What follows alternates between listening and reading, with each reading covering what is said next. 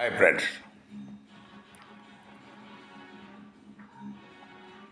భారతదేశ స్వాతంత్ర సమరం 1857 మొదటి సిపాయిల తిరుగుబాటుతో మొదలైంది.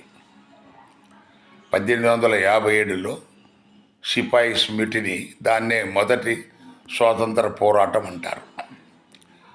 దాని తర్వాత మనకు 1919, దాని తర్వాత 1920, ఇలా మనకు చాలా కాలం ఈ దేశభక్తులు వాళ్ళకున్న ఆస్తులు మనకు ఉద్యమం కోసం ఇచ్చి చాలామంది ఉన్న ఆస్తులు పోగొట్టుకొని ఆ రోజులలో దేశ స్వాతంత్రం కోసం పోరాడిన వ్యక్తులు చాలామంది ఉన్నారు. కోకొల్లలు గుట్టలు ఉన్నారు. కానీ ఈ బీజేపీ అప్పుడు పుట్టలేదు. అది పుట్టింది 1982లో. జనసంఘ్ కూడా పుట్టలేదు. సో వాళ్ళ మాతృ సంస్థ ఎవరికైతే గురువు ఉన్నాడో ఆర్ఎస్ఎస్ 1925లోనే పుట్టింది.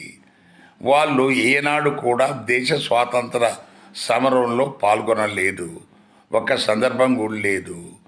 ఇప్పుడు అదృష్టవశాత్తు మీకు అధికారం వస్తే మీరు దేశంలో స్వాతంత్రం కోసం పోరాడిన వ్యక్తులను వాళ్ళందరినీ మీరు దేశద్రోహులుగా మీరు ఎక్కడో ఏదో ఒకటి పట్టుకొని వాటన్నిటిని మనకు వందే మాతరం గురించి 1930 వందే మాతరం గురించి మోడీ గారికి ఏం అవసరం ఇప్పుడు? సో మనకు వెస్ట్ బెంగాల్ ఎలక్షన్స్ ఉన్నాయి కాబట్టి బంకిం చంద్ర చటర్జీ అక్కడోడు కాబట్టి సో ఇప్పుడు అది అవసరమైంది. ఇది చాలా దుర్మార్గమైన రాజకీయాలు నడుస్తున్నాయి దేశంలో.